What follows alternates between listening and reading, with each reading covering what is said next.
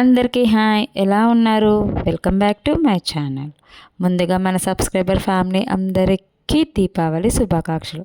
Happy and safe Diwali అండి. ఈరోజు ఈ వీడియోలో మా ఇంటి దీపావళి పండగ విశేషాలతో మీ ముందుకు వచ్చేసాను.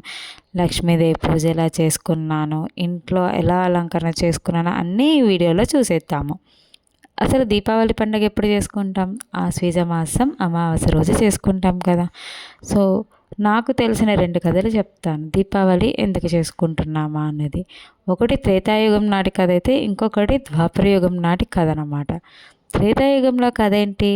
మనకు అందరికీ తెలిసింది, రాముడు వనవాసం 14 ఏళ్ళు చేశాడు, రావణ సంహారం చేశాకే అయోధ్యకు వచ్చాడు అని. సో అలా రాముడు 14 ఏళ్ళ వనవాసం చేసి రావణ సంహారం చేశాక అయోధ్యకు తిరిగి వచ్చిన వేళ అయోధ్య ప్రజలందరూ కూడా సుఖ సంతోషాలతో ఆనందంతో ఇంటింట దీపాలను పెట్టి సంబరాలని అంబరాన్ని అంటించేలాగా ఆనందంతో ఉన్నారన్నమాట. అదొక కథ. ఇంకొక కథ వచ్చి ద్వాపర యుగంది. అది అందరికీ తెలిసిందే, ఎందుకంటే దీపావళి పండగ ముందు రోజు మనము నరక చతుర్దశి జరుపుకుంటాము. అంటే నరకాసురుడే హరింపచేసిన రోజు అనమాట.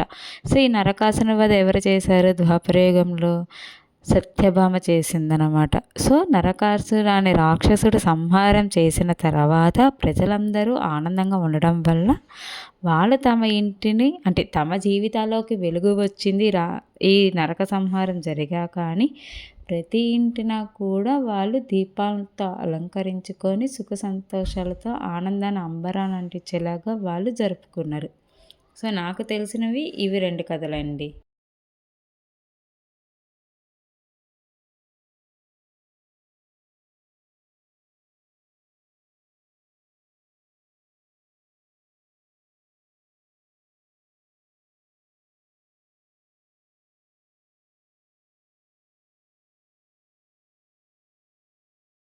సో మీకేమైనా తెలిస్తే నాకు కామెంట్ సెక్షన్లో తెలియచేయండి.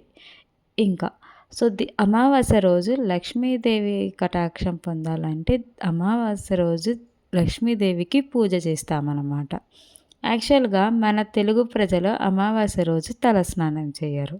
అందుకని ముందు రోజే నరక చతుర్దశి అంటే నరకాసుని సంహారం జరిగింది కాబట్టి ఆ రోజు ప్రజలందరూ సంతోషాలుగా ఉన్నారు కాబట్టి, అంటే వాళ్ళకు పట్టిన పీడ విరుగుడైపోయింది అని అనుకొని ప్రజలందరూ తలంటు స్నానం చేసుకొని సుఖ సంతోషాలతో ఉన్నారనమాట. అందుకని మనం నరక చతుర్దశి రోజే తలంటు స్నానం చేస్తే అమావాస్య రోజు చేయమన్నమాట. అండ్ ఇక్కడ దీపావళి పండగ వస్తే అందరూ దీపాలు అనుకుంటారు. యాక్చువల్గా దీపావళికి 5 రోజుల పండగ అనమాట. ముందు దంతేసర ధనత్రయోదశి, ఆ రోజు లక్ష్మీదేవికి పూజ చేస్తారు. తర్వాతది నరక చతుర్దశి, అంటే నరక సంహారం చేశారు కాబట్టి ఆ రోజు దీపాలు పెడతాం. అసలు సిసలైన దీపావళి పండగ మనకి ఆశ్వీజ మాస అమావాస్య రోజు వస్తుందన్నమాట.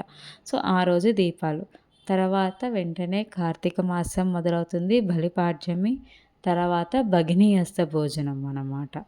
సో భగినీ హస్త భోజనం కమింగ్ వీడియోలో మీతో షేర్ చేసుకుంటానండి.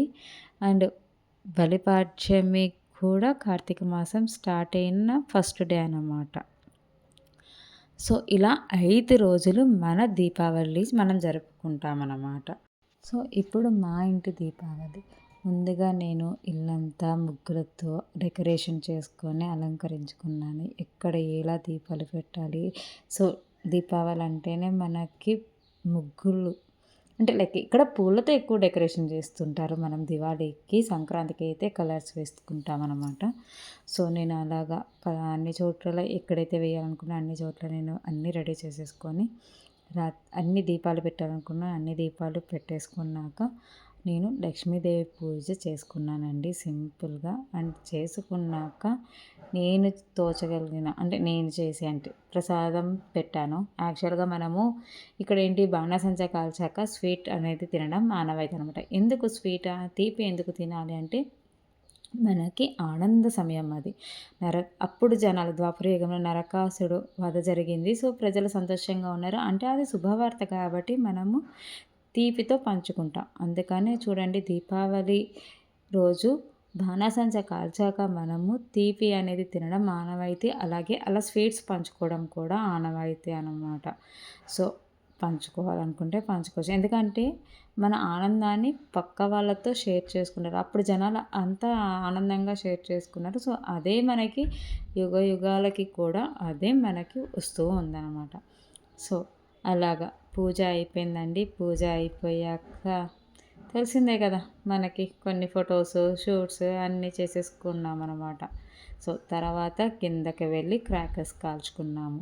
అసలు సిసలైన ఘట్టమనమాట. మా వాడు క్రాకర్స్ కాల్చమంటేనా, అమ్మో! నాకు భయం, నాకు భయం అన్నాడు. కానీ చూసి మాత్రం చాలా ఎంజాయ్ చేశాడండి. ఒక్కటి కూడా కాల్చలేదు. ఏదో చిన్న చిన్న ఫాగ్ అంటూ అలా చిన్న చిన్నగా కాల్చాడు. సో, అపార్ట్మెంట్ మొత్తం అయితే బాణాసంచాతో దద్దరిల్లిపోయింది మాకైతే. ఫైనల్‌గా మా వాడు ఫాగ్ కాల్చుకొని వాడు హ్యాపీగా ఫీల్ అయ్యాడనమాట. సో, చూడండి మా వాడు ఇంకా ఎలాంటి భయం లేదు. ఎందుకంటే దాంట్లో ఏ నెప్పు రవ్వలు రావు, ఏది రాదు. చక్కగా మంచి ఫాగ్ ఒకటే కదా! అందుకని వాడు చాలా హ్యాపీ. ఇంతకీ మీలో ఎంతమందికి క్రాకర్స్ కాల్చడం ఇష్టము? ఎంతమంది భయం లేకుండా కాలుస్తారు? ఎందుకంటే మా వాళ్ళకైతే చూడండి ఎంత భయపడుతున్నారు. చచ్చేంత భయం అనమాట. మీరెలా జరుపుకున్నారు? మీ ఇంటి దీపావళి విశేషాలు నాతో షేర్ చేసుకోండి. మళ్ళీ మరొక సరికొత్త వీడియోతో కలుద్దాం. Until then bye.